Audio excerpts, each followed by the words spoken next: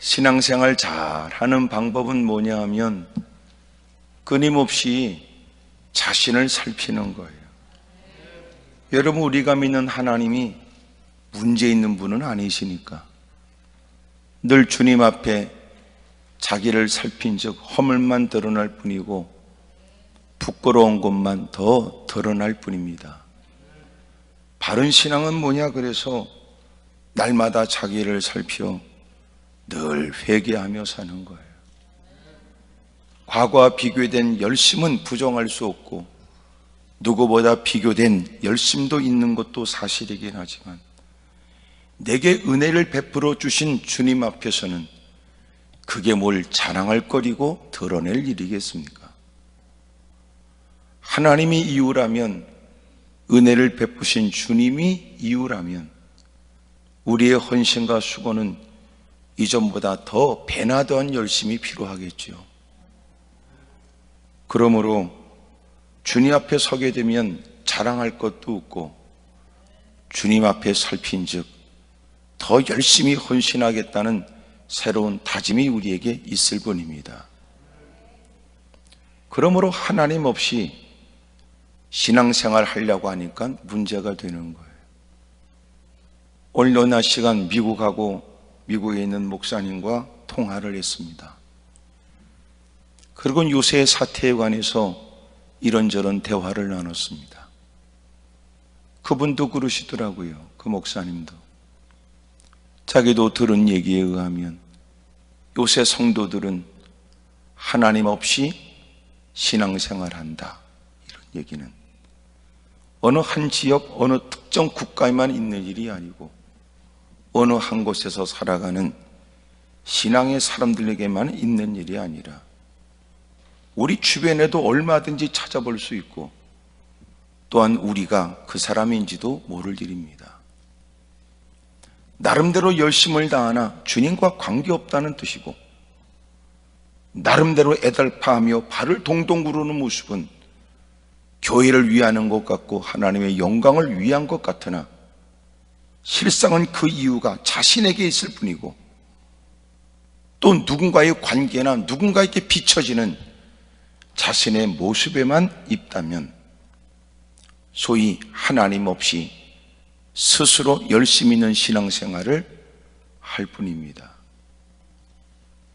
우리가 보이는 기도의 모습은 누구보다도 하나님이 의식된 사람인 듯 보여져서 기도 이후에는 하나님에 대한 남다른 의식을 갖고 살 것처럼 보여지긴 하지만 그가 기도에 동참했거나 열심히 높은 목소리로 주의 이름을 부르고 애쓴 것은 부정할 수는 없어도 오늘 그가 삶의 현장에 보이는 모습은 그는 하나님을 의식하는 것 같지 않으니 하나님 없이도 신앙생활이 가능하고 주님과 관계없이도 지 열심으로 충분하다는 착각에 빠져 세월을 보낼 수도 있습니다. 날마다 하나님에 대한 의식이 있는 삶이라면 늘 주님께 긍휼을 구하고 자신을 살펴 또 용서를 구하고 그런 자신을 또 거두어 주시고 사랑하시는 주님 앞에 이전보다 더한 열심으로 주님을 섬기겠다는 새로운 다짐이 우리에게 필요하겠지요. 요사이 그런 게 없다면 우리의 신앙에는 지금 이상 현상이 생긴 거예요. 누구를 빗대어 자신을 드러내고 싶거나 또 누구를 짓밟아가면서 자신을 좀 더 나타내고 싶어 하는 것은 이미도 그의 신앙이 더러워진 것을 의미합니다. 하나님과 보낸 시간이 많을수록 예배 횟수가 늘어나거나 신앙의 연조가 늘어날수록 하나님에 대한 의식이 남달라야 될 것 같은 사람, 신앙 연조만큼이나 누구보다도 은혜가 있는 것처럼 인식되는 사람이 실상은 은혜는 쥐뿔도 없는 가짜 거짓말장이도 많으니까. 이것도 교회에서 이런 얘기하면 지니끼리는 다 저에게는 누구 들으라고 하는 얘기를 다 알고 있으니까 기도원에서라도 얘기를 들어야 되는데, 또 기도원에 올라와서는 이런 얘기 들으면 나는 안 할 것이라고 생각하는 것도 문제 아닙니까? 어느 때가 되면 주님이 너다라고 말할 때는 기회를 잃어버린 자가 되어져 부끄러운 모습으로 주님 앞에 서게 될 것입니다. 오늘도 하나님 앞에 자신을 살펴가며 회개하고 더 바르게 믿음으로 살려고 하는 여러분들에게 주님이 위로와 또 주님이 더 힘있게 주님을 섬길 수 있는 또 능력도 덧입혀 주시기를 원합니다. 신앙생활하면서 우리는 늘 무엇을 보느냐, 이것은 대단히 중요한 거예요. 사람은 대부분 보고 싶은 것만 보고 산다고 하지요. 남의 얘기가 아니고 우리 얘기며, 나는 안 그런 것 같으나 실상 우리가 그렇게 삽니다. 만물을 볼 수 있는 시력이 있다고는 하지만 사람들은, 웬만한 사람은 사람들을 딱 만나도 그 사람을 면밀히 살피는 것은 아무나 할 수 있는 일이 아니니까 소위 경찰관이나 프로파일러나 이런 사람들이 또 누구보다 심리나 사람들의 그 모든 것들을 습관처럼 직업상 낱낱이 살피는 사람이 아니라면, 여러분 그 사람을 잠깐 만나 이런저런 대화를 충분히 했다고 해도 그 사람에 관해서 물으면은 대답할 말이 많지 않습니다. 이유는 어디 있을까요? 우리는 보고 싶은 것만 보기 때문이지만, 누구보다도 사람을 면밀히 살펴가며 관찰하는 일이 취미가 되거나 관찰하는 일이 직업상 직업병처럼 있는 사람은, 다른 사람은 전혀 보지 못한 것을 짧은 시간에 그의 모든 것들을 살필 뿐만 아니라, 여러분 그의 눈동자에, 그의 어투에, 그의 몸 동작에 그 말을 진실로 했는지 거짓말로 했는지, 그리고 그가 무슨 일이 있음직하다고 하는 것까지도 꿰뚫어 아는 거거든. 우리가 보는 것은 다 봐야 될 것을 보는 게 아닙니다. 더더군다나 내 마음 상태가 안정적이지 않으면 우리는 급한 마음에, 그리고 다급한 마음 때문에 평상시 봤던 것조차도 놓치는 경향이 많고, 여러분 쫓기는 듯한 형편이라면 여러분 그의 눈은 제대로 볼 것을 보지 못하게 됩니다. 성경에 보여지는 아브라함의 조카 롯에 대한 얘기가 13장 1절부터 13절까지 있게 되는데, 본문 이전의 12장에는 자기가 따르는 아브라함의 결정을 쫓아 마침내 하나님이 원하시는 가나안 땅에 거주하다가 그 땅이 기근이 들게 되자 하나님께 여쭙거나 하나님의 뜻을 살피기보다는 형편을 이유삼아 주변의 사람들이 다 그러했으니 그 분위기를 쫓았는지 모르나 그는 그 땅을 떠났고 풍요롭다는 애굽 땅으로 가게 됩니다. 현실에는 가장 적실한 곳이고 형편을 볼 때는 가장 현명한 판단처럼 보여지긴 해도, 그곳에 가서 그는 자기의 가족들을 위하여 기근을 피하겠다고 물이 넉넉하고 기름진 풍성한 곡창지대인 애굽 땅으로 가긴 했으나 전혀 생각지 못한 난관에 부딪혔으니 아리따운 자기의 아내를 누군가가 빼앗기 위해 자기를 죽일 수 있다는 새로운 두려움을 경험하게 됩니다. 하나님 없는 결정이 대부분 그러하듯이 한순간의 문제를 해결하기 위해 다급하게 결정한 일들은 순간에 누구보다도 뛰어난 현명한 결정처럼 보여져도 예기치 못한 일들이 또 그를 압박하고 생각지 못한 위험이 그를 따르게 되지요. 하나님이 주신 은혜는 근심이 없게 하시는 응답이고, 주님이 베푸신 은총은 이모저모를 따져도 다 유익된 일을 우리에게 허용합니다. 형편으로 결정한 일이 이제는 자기의 아내를 아내라고도 말할 수 없고 누이라고 말하며 자신이 누군가로부터 상해당할, 살해당할 위험을 벗어날 수 있는 길이라고 여겨져 거짓말을 하고 살게 되는 중, 자신도 내뱉은 말이요, 아내도 또 그렇게 자기 남편을 오빠라고 소개하면서 했던 얘기였기 때문에 막강한 권력을 갖고 있는 애굽왕 바로 앞에 마침내 그의 아내를 누이라고 소개하게 되므로 그 아내를 자기의 왕의 아내로 삼고자 하는 일에는 그는 반대할 방법이 없었습니다. 그리고는 자기의 아내를 누이라는 명분으로 애굽왕 바로와 결혼시키는 일에 그는 앞장서야 했고, 이 과정에 많은 예물을 받고, 그래서 재물은 늘어난 것 같으나 하나도 기쁘지 않는 재물이었습니다. 이제라도 수습하겠다고 생각했지만 이것은 자기도 그렇거니와 온 가족들이 목숨이 위태로운 일이었으니 그는 어찌할 바를 모르고, 그리고는 결혼을 시키고 그날 밤 그는 힘들고 어려운 시간을 보냈겠지요.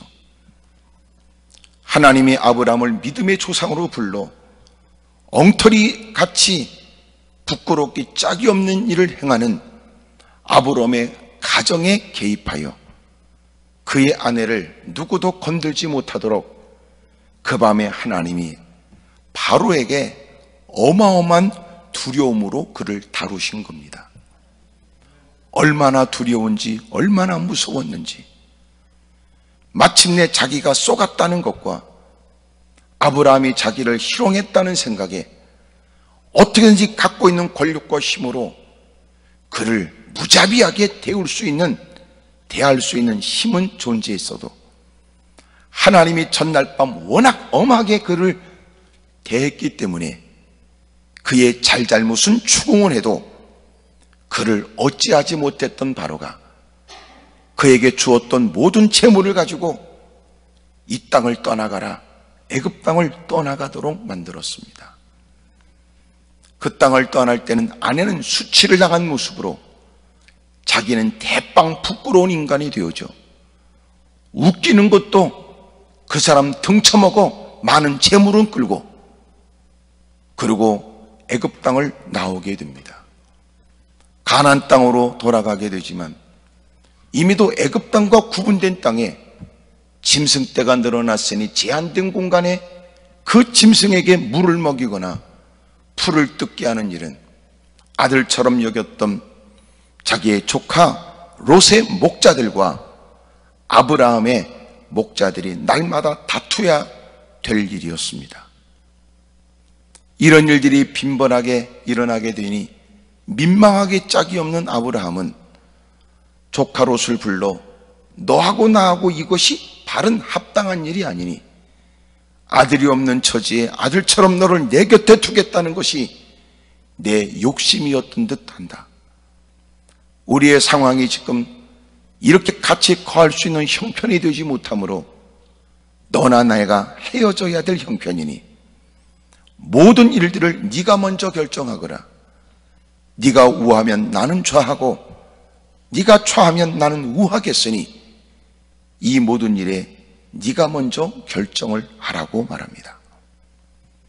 아브라함의 조카 롯도 이 일은 해결해야 될 일이었던 차, 그렇게 삼촌이 하는 얘기를 듣고 그는 햇볕을 가려가며 지금 현재 문제인 그 풀이 많거나 물이 넉넉한 곳을 가장 결정해야 될 제1의 이유로 삼아서, 그리고는 이곳저곳을 살펴본 즉 너무나 아름답고 좋은 땅, 그의 표현에 의하면 에덴 동산 같고 얼마 전에 나왔던 그 풍성한 애굽 땅과 같아 보이는 좋은 땅을 택하게 되었습니다. 그리고는 소돔과 고모라 땅을 택하게 되지요. 그들이 겪고 있는 문제, 충분히 문제 해결을 할 수 있는 충족될 만한 만족스러운 땅이었습니다. 그리고 그 땅을 택하여 그곳으로 옮겨가게 됩니다. 13절은 안타깝게도 그가 결정한 그 땅은 하나님께서 이미도 멸망시키려고 결정한 여호와 앞에 악하며 큰 죄인들이 모여 사는 저주의 땅이었습니다. 그럼에도 불구하고 그것은 그리 중요하지 않고, 그렇게 경험한 바 이처럼 좋은 땅이 있겠는가 했던 애굽 땅이 그의 모든 결정의 기준이 됐고, 오늘도 삼촌과 계속 부딪히게 되는 물과 풀이 더 많은 곳을 찾아야 된다는 것이 가장 중요한 이유가 되어서 소돔과 고모라 땅을 택하게 된 거예요.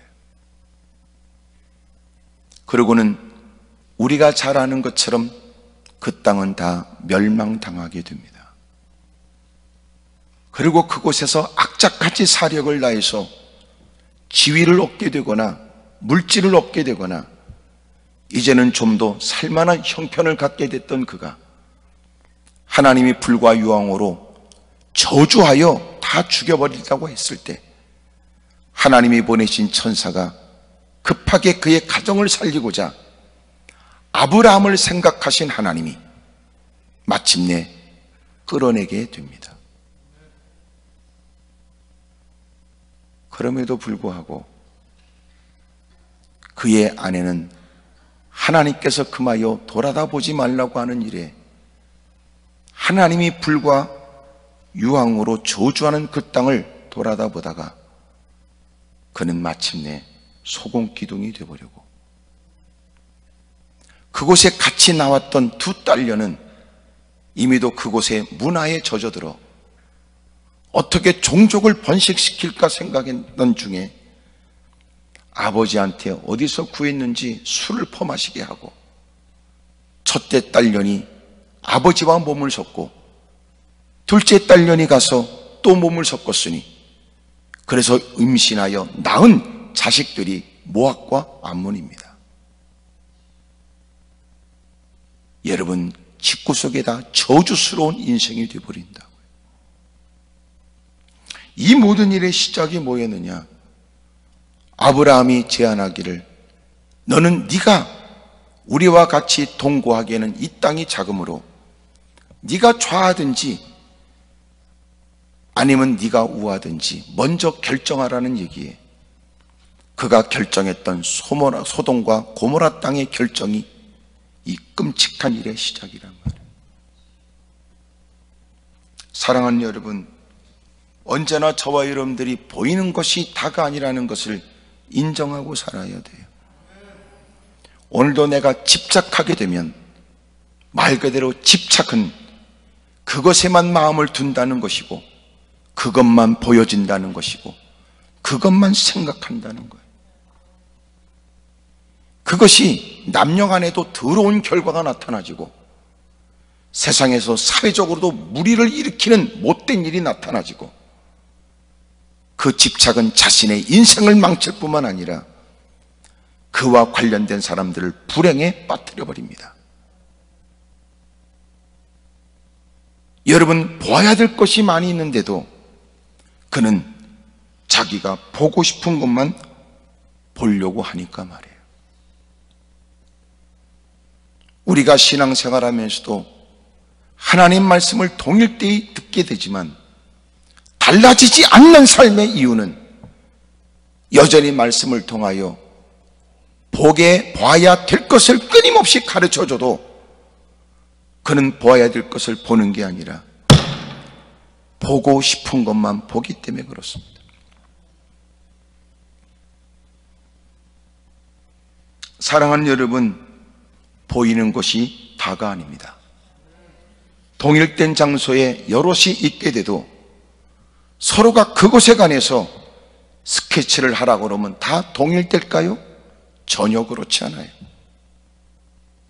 똑같은 현장에 똑같은 시간을 보냈다 할지라도 모든 사람이 들은 것이 같지 않고 본 것이 다 같지가 않아요. 자기의 취향 따라, 습관 따라, 몸에 배어진 습성 따라 자기가 겪고 있는 일과 관련되어져 사람들은 보려고 하는 경향이 있으니까. 우리가 있는 이 공간을 모든 사람들은 똑같이 인식하지 않습니다. 혹시나 간혹 구청에서 나와서 요새 때가 때인 만큼 제대로 사회적 거리를 두기를 하고 예배는 7가지 그들이 정한 원칙을 쫓아 하고 있는지를 살피는 사람은 설교가 무슨 내용인지 관계없고 하나님이 역사하시는 예배도 관계없고 뭐 때문에 모였는지 그것은 그렇게 관심 없고 모였는데 자신들의 임무를 쫓아 혹시나 그 원칙을 지키고 있는가? 이런 얘기에만 마음을 두고 있는 것과 다를 바 없이 우리 역시 이렇게 앉아있는 것이 그 수칙을 지킨 것이 이 모임의 목적인 양 앉아있으면 안 되죠.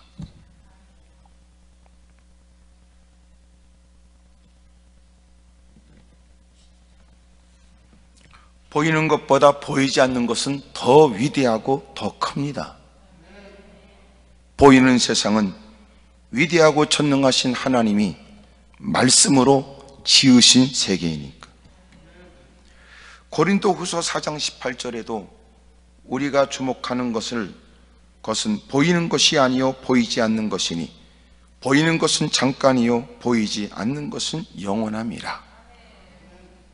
보이는 것에 마음을 빼앗겨 여러분 그러나 보이지 않는 그 어떤 것을 추구하거나 사모해야 된다는 걸 망각하면 안 된단 말이에요. 그러므로 신앙의 사람들이 보이지 않는 그 어떤 것을 흠모하는 일에 어둠의 세력들은 자꾸 보이는 것으로 우리의 발목을 붙잡고 보이는 것으로 유혹하고 보이는 것으로 우리의 가는 발걸음이 주춤거리게 만들어서 엉뚱한 일에 멈춰 시간을 소일하게 만들고 그릇된 일에 세월을 낭비하도록 만드는 거예요. 사랑하는 여러분, 보이는 것으로 결정하는 건 대단히 위험합니다. 하지만 착각하지 마세요.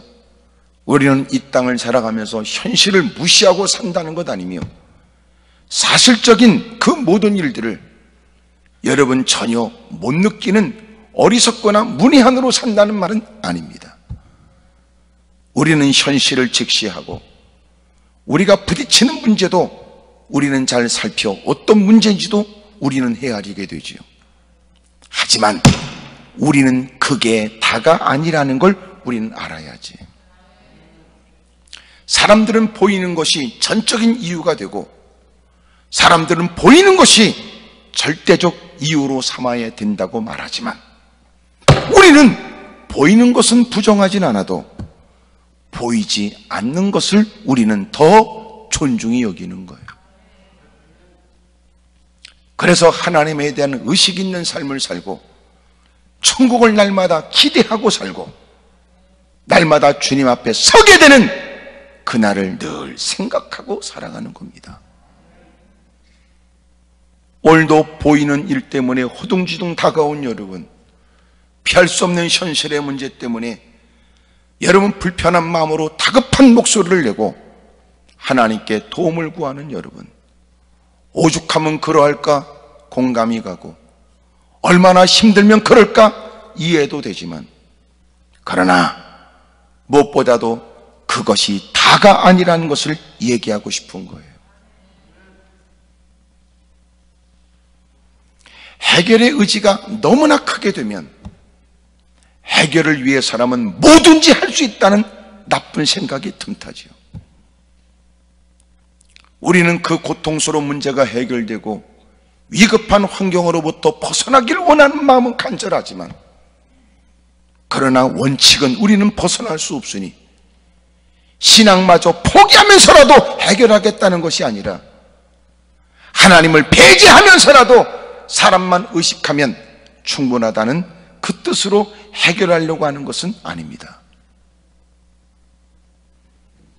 무사람들이 우리에게 묻기를 너 성공하고 싶으냐? 성공하고 싶지요. 돈 벌고 싶으냐? 돈 벌고 싶다. 잘 되길 원하느냐? 그렇다.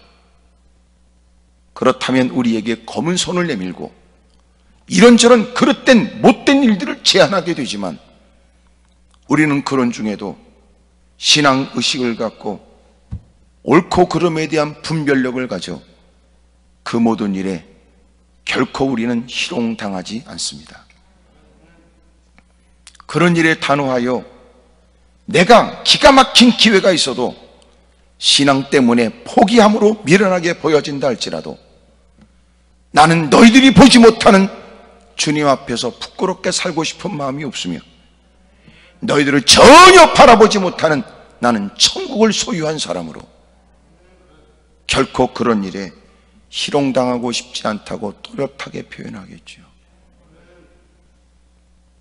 우리는 남다른 시력도 가져야 되고 남다른 안목도 가져야 되지만 그러나 그것이 다가 아니라는 걸 우리는 압니다. 사랑하는 여러분, 오늘 보이는 것으로 그것이 다라고 생각하게 되는 가장 유치하고 어리석은 인간적 생각을 좀 뛰어넘어 여러분 보이지 않는 내가 보지 못한 그 어떤 것도 있다는 생각에 많은 사람이 내 신앙을 염려하여 건네는 얘기도 귀를 기울이길 바라고 하나님 전에 다가와 내 생각이 절대적이지 않으니 주님의 뜻이 무엇인지에 관해 말씀에 귀를 기울이고 진지하게 후회함이 없는 결정을 할 수 있기를 바랍니다. 두 번째, 우리가 명심해야 될 일은 보이는 것만이 다가 아니라는 생각과 두 번째는 보아야 할 것을 봐야 된다는 것인데 그것은 그 땅은 겉으로 볼 땐 물이 풍부하여 물 없는 처지에는 그것은 가장 좋은 장소처럼 여겨지고 풀이 귀할 때 돌보는 양떼들에게 좋은 풀을 마음껏 먹일 수 있다는 것은 그것을 내가 기거할 수 있는 좋은 장소로 여길 수 있는 충분한 이유가 돼도 더 중요한 것은 그것은 하나님이 기뻐하지 않는 죄악이 간영한 땅이라는 거예요. 과연 우리는 그런 안목은 있을까? 내가 그런 부류에 끼어 나도 그들처럼 괜찮은 사람으로 보여줬으면 좋겠다는 마음이 인간적인 생각에 우리에게는 있지만 그럼에도 불구하고 그곳은 하나님이 기뻐하지 않는 곳이고 그 일은 겉으로 명목은 좋으나 그러나 대부분의 사람들이 어떤 목적으로 그곳에 모였는지를 모르지 않는 그가 나는 결코 그곳에 가서 내 의지적으로 죄와 맞서가며 믿음을 지킬 수 없다는 게 뻔한 일에 좋은 명분을 앞세워 그 더러운 일에 뒤섞이지 않기 위해 그런 결단해야 된단 말이에요. 난 그러고 싶지 않아. 여봐, 기가 막힌 기회야. 난 그러고 싶지 않습니다. 그것이 내게 영예스럽고 명예가 될 수 있으며 또 누가 봐도 부러워할 만한 일이요 또 나도 자랑스러워할 만한 일인 것처럼 보여져도 내가 사람들에게 어리석게 보여지고 좀 또 내가 그렇게 대단치 않게 보인다 할지라도 주님 앞에는 부끄럽게 살 마음은 없습니다. 사람들이 내뱉는 얘기, 너무나 깨끗한 물에는 물고기가 안 산다는 사기치는 나쁜 놈의 새끼들, 그런 사기꾼이 어디 있어요? 자기는 그럴 수밖에 없었고 나는 그렇게 살길 원하나 네가 바르게 살길 원하여 그런 결정이라면 너를 존중한다, 이런 생각을 가져야지. 왜 깨끗한 물에는 왜 물고기가 안 삽니까? 1급수에도 사는 고기들이 있는데 나쁜 새끼들이잖아요. 그렇게 말하는 건 자기에게 느껴지는 부끄러움을 그렇게라도 감출 생각이고 마침내 그를 미련하게 본다는 뜻이고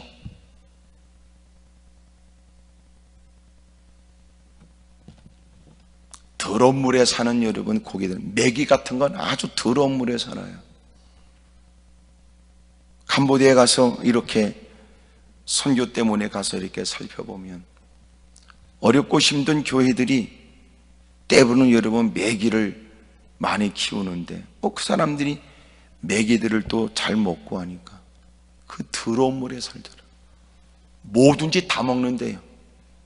지네끼리도 잡아먹는다고 그러더라고. 그 흙탕물 속에서, 그 더러운 물에서 살더라. 그렇게 더러운 물에서 사는 고기도 있지만 깨끗한 물에서만 사는 고기도 있어요. 하여튼 아멘을 잘 안 하는 건 너는 어떻게 사냐 이렇게 묻고 싶은 뜻도 있겠지만, 하여튼 저도 그렇게 깨끗한 사람이라고 말할 수 없고 죄가 없다고도 말할 수 없으니 저 역시도 그저 주님께 용서를 구하고 또 은혜를 구하고 날마다 회개하고 살아야 될 사람. 내가 이렇게 여러분 앞에 당당하게 얘기하는 건 여러분은 나보다 더 할 것 같아서 내가 하는 얘기입니다. 어떤 인간이 지가 잘나고 똑똑하다고 할 사람이 어디 있어요? 확실한 건 또 우리는 죄성이 있어서 이런저런 제약, 이런저런 제한과 유혹 앞에 넘어질 가능성이 너무나 많습니다. 그래서 늘 죄에 관해서 민감해야 된다. 모처럼 내가 깨끗하게 살려고 하나님의 전에서 결심했는데 집구석에 가니까 그놈이 안 도와준다 그 말이야. 하나님의 전에서 말씀대로 살겠다고 눈물을 쏟으며 결심했는데 일상으로 돌아가서 보니까 그것들이 나를 도와주지 않아. 그래서 우리는 이렇게 기도하지요. 주여, 저 착하게 살고 싶습니다. 단 그놈들이 건들지만 않는다면. 저 깨끗하게 살고 싶습니다. 그놈들이 나를 건들지만 않는다. 하지만 누군가가 의도적으로 다가오고 다양한 일들로 끊임없이 우리의 신앙을 허물겠다고 목적을 갖고 도전할 때 겉으로 볼 땐 그렇게 보여지지 않아요. 사기꾼이 다가올 때는 다 나를 위하는 사람처럼 다가오고 나를 위하여 뭔가 도움을 줄 것처럼 다가오는데, 그래서 자기의 속 얘기를 다 끄집어내놓고 때로는 이런저런 불편함도 도와주겠다고 다가온 그들에게 비밀번호까지 알려주는 거 아닙니까? 인감 통장까지 맡기는 거 아닙니까? 그러니까 다 털어먹지요. 가슴치며 그렇게 악착같이 먹지도 않고 쓰지도 않고 모았던 돈을 송두리째 악어 입에 쳐넣어버리고, 헌신할 기회가 있음에도 불구하고 꽁무니 빼고 하나님께 충성할 수 있는 기회를 주님이 주셨으나 피 같은 돈을 내놓을 수 없다고 악착같이 못된 짓 하더니 결국은 후회 막심한 일에 다 털어버리고,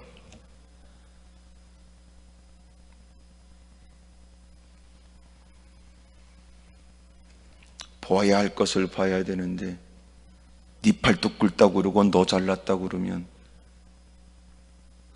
우리는 정신이 혼미해져 옳고 그름을 다 잃어버리게 되고, 나 잘났다고 그러는 사람을 좋은 사람으로 여기고, 주변의 사람은 때로는 나는 가까이서 안 보이지만 얼마큼 적당한 거리가 보여져야 보이는 것도 있대요. 뭐 여러분도 마찬가지지. 진 눈썹이 멀리 있어서 눈썹을 못 세겠어? 속눈썹이 여러분 그렇게 멀리 있어서 속눈썹을 못 보겠냐고. 너무나 가까이서도 보지 못하고 너무 멀리 있어도 보지 못하니 때로는 주변의 사람들이 나를 보는 게 나에 관해서도 정확할 수도 있죠. 주변의 사람들이 나를 염려하여 건네는 얘기도 외면해버리는 사람. 사랑하는 여러분, 보아야 할 것을 보려고 힘쓰는 사람.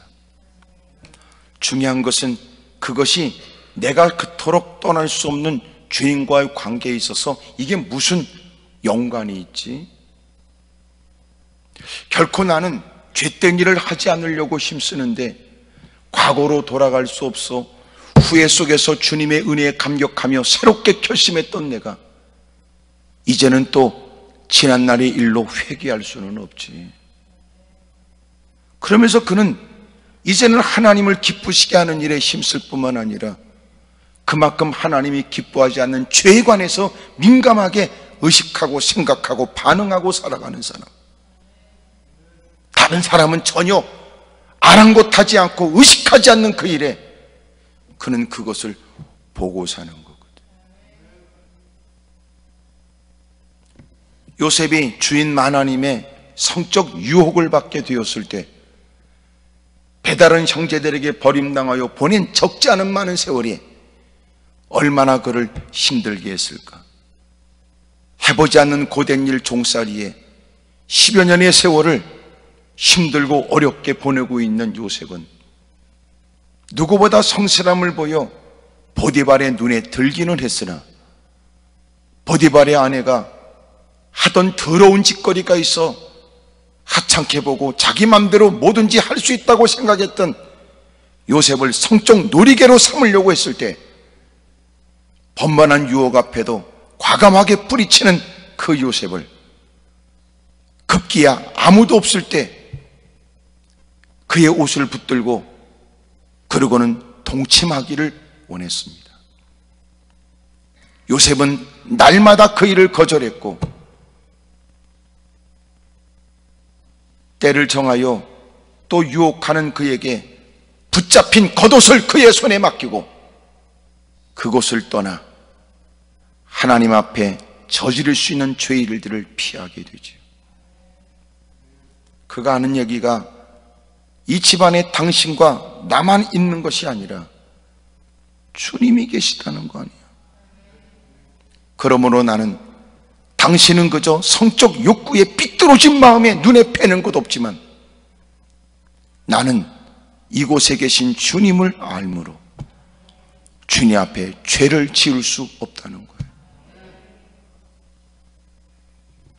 보아야 할 것을 본 사람, 하나님을 의식했고 죄를 경멸했으며 죄를 경멸함으로 자신이 겪을 수 있는 호된 고통과 어려움도 모르는 건 아니었으나 그럼에도 불구하고 기꺼이 죄는 저지를 수 없다고 생각한 사람. 주님은 그런 그를 최고의 자리에 오르게 하셨으니 종살이 했던 그는 타양살이 하는 그가 왕의 눈에 들었고 그를 세우려고 하는 왕의 결정을 어떤 신하도 이 일에 반대하지 않고 그래서 그는 국무총리가 되잖아요. 하여튼 자기는 통장 반장도 못 해봐놓고 국무총리 됐다는 얘기야 아멘도 안 하는 여러분도 대단한 거예요.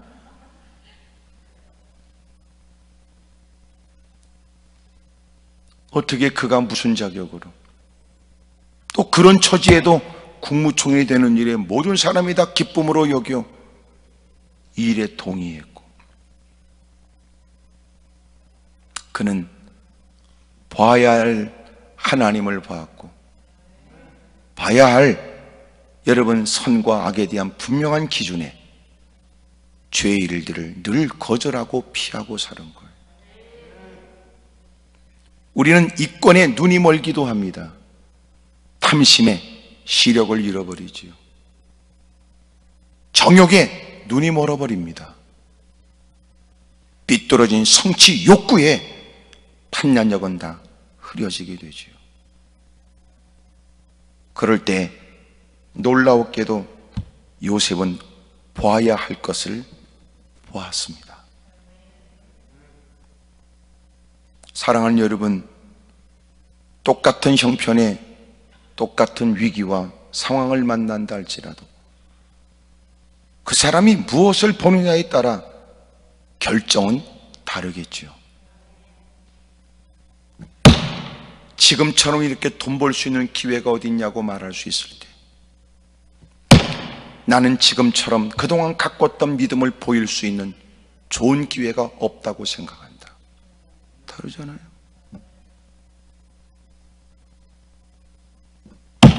야, 지금처럼 폭리를 취할 수 있는 기가 막힌 기회가 어디 있겠느냐. 그럴 때 누군가는 난 그렇게 하고 싶지 않다. 네가 말한 대로 소위 대박이 터지거나 한 건 잡을 수 있는 좋은 기회처럼 사람들은 시대를 읽을 줄 모르나 나는 이때가 그동안도 내가 눈물을 쏟으며 숱하게 들었던 하나님 말씀을 드디어 내가 실천해야 될 때라고 나는 여긴다. 다르잖아.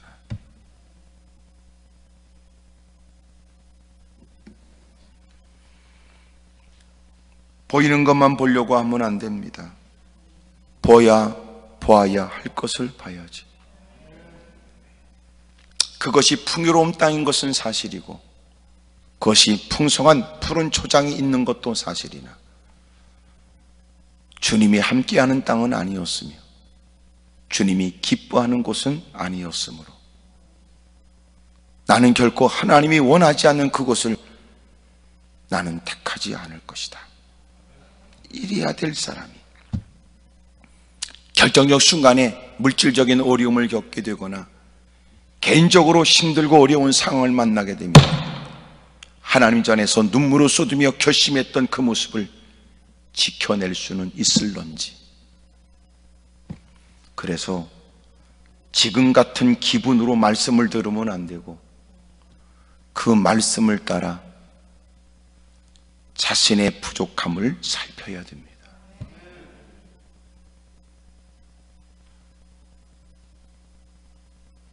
지금 기분과 형편으로 말씀을 들으면 안 돼요. 누가 그랬냐면 베드로가 그랬다. 너희가 나를 다 버리리라.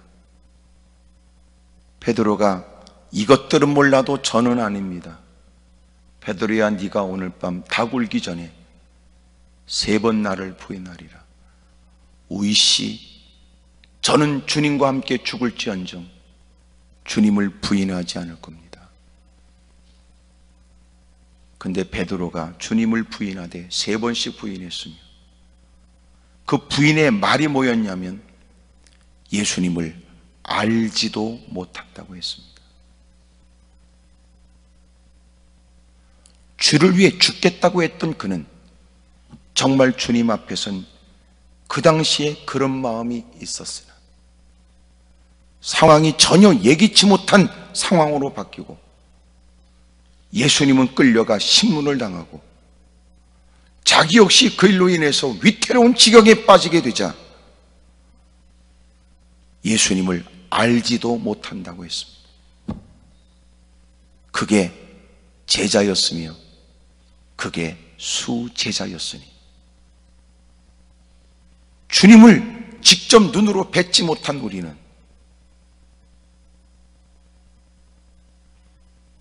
그러면서도 주님을 믿는다고 하는 우리는 지금과 또 다른 상황에서 누군가가 우리에게 위협하듯이 신앙에 관해서 다구칠 때 우리는 무슨 대답을 할까요?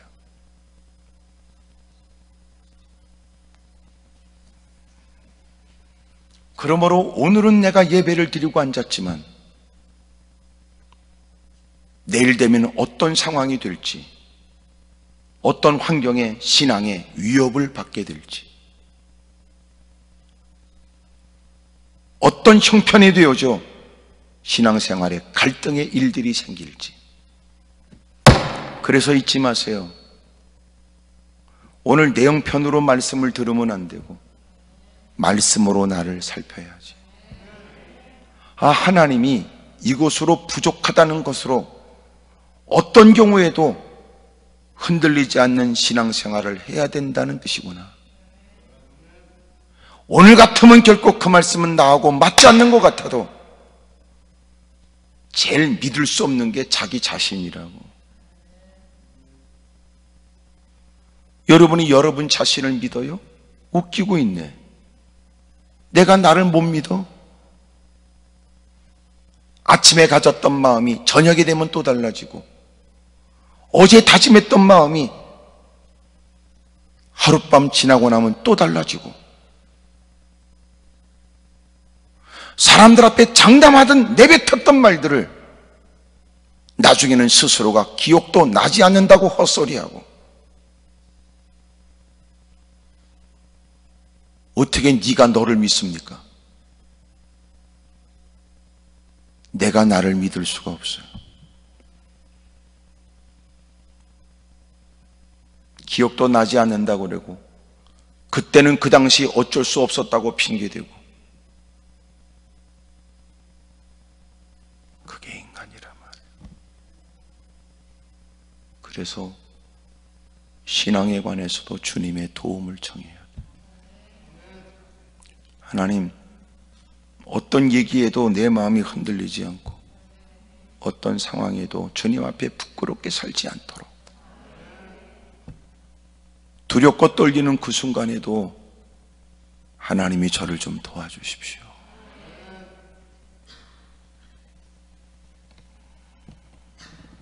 다수의 사람들 분위기에 휩쓸리게 되면 나는 보지 못했으나 다수의 사람들이 본 것으로 나도 그렇게 수긍해야 되고 수용해야 될 처지가 돼요.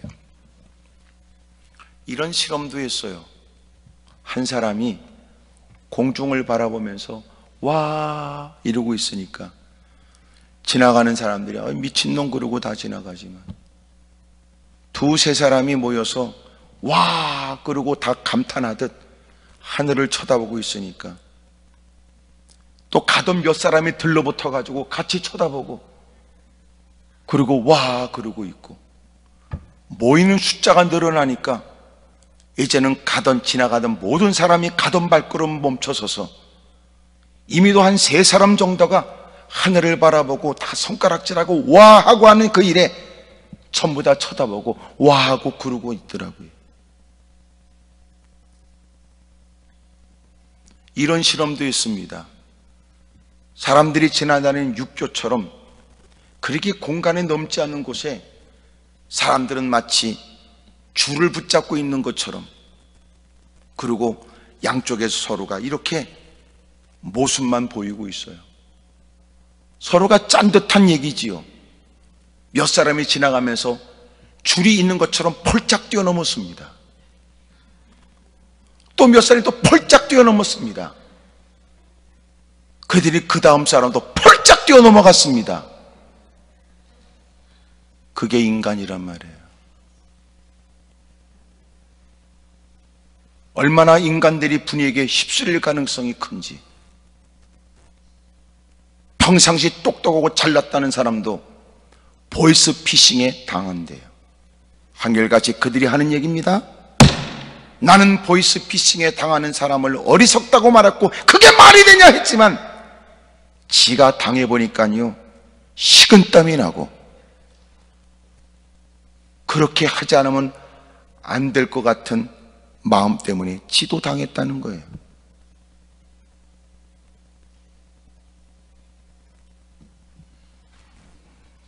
오늘 이렇게 하나님 말씀을 들으면서 이 말씀을 가볍게 듣지 않아야 할 것입니다. 보이는 것에 마음을 뺏기지 마세요. 우리가 보아야 할 것이 있습니다. 그저 보여지는 것이 다가 아니에요. 의도적으로 우리는 봐야 돼요. 그 사건과 환경 속에서도 하나님을 보려고 해야지요. 또 하나, 세 번째, 14절에는 롯이 아브라함을 떠난 후에 여호와께서 아브라함에게 이르시되 너는 눈을 들어 너 있는 곳에서 북쪽과 남쪽 그리고 동쪽과 서쪽을 바라봐라. 보이는 땅을 내가 너와 내 자손에게 주리니 영원히 이루리라. 내가 내 자손이 땅에 티끌 같게 하리니 사람이 땅에 티끌을 능히 셀 수 있을진데 내 자손도 세리라. 너는 일어나 그 땅을 종과 횡으로 두루 다녀보라. 내가 그것을 내게 주리라. 세 번째는 주님이 보여주시는 것을 보아야 합니다. 주님이 갖게 하시는 비전입니다. 주님이 품게 하시는 주님의 거룩한 뜻입니다.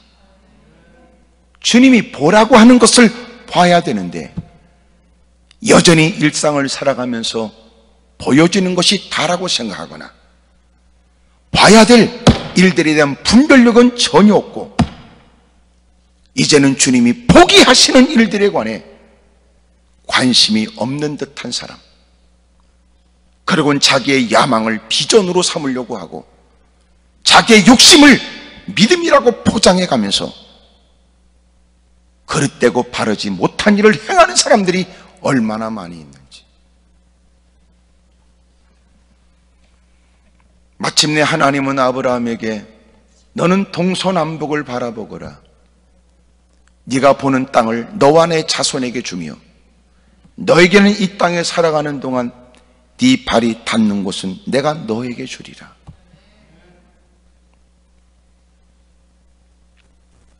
여러분, 주님이 보여주시는 것, 그것을 따라가세요. 주님이 보여주시는 것, 여러분 그것으로 결정하며 여러분 그것을 흠모하며 사십시오. 어떻게 알 수 있을까요? 내가 갖고 있는 모든 걸 다 내려놓으면 보여져요. 근데 내 마음 가운데 있는 내 욕심, 탐욕, 내 계획이 있으면 절대로 보여지지 않아요. 들려지지도 않아요. 그래서 주님은 여전히도 자기 중심적이고 고집스럽게 살아가는 인생을 주님은 지켜보고 기다리시지요. 고통과 어려움을 만나면서 서서히 그는 자기 의지적인 어떤 일들을 내려놓고 자기 고집스러운 모든 것들을 내려놓기 시작해요. 그러면서 주님이 보게 하시는 것에 눈을 뜨게 되고 주님이 들려준 음성이 선명하게 들려지기 시작합니다. 하나님의 전을 찾은 여러분들, 보이는 것만 다라고 생각하는 것에서부터 봐야 할 것을 깨달아 나름대로는 좋은 취지였으나 바르지 못한 방식들, 또 하나님이 기뻐하지 않는 모든 일들이 깨달아져서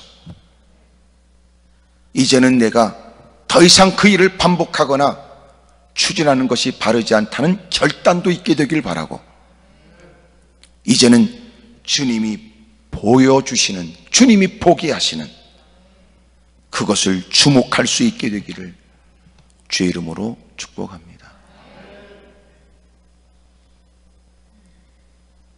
참 우리가 하나님의 전을 출입해도 우리의 욕심이라는 게 늘 문제예요. 저와 여러분들에게 하나님의 은혜가 있기를 축복합니다. 기도하겠습니다.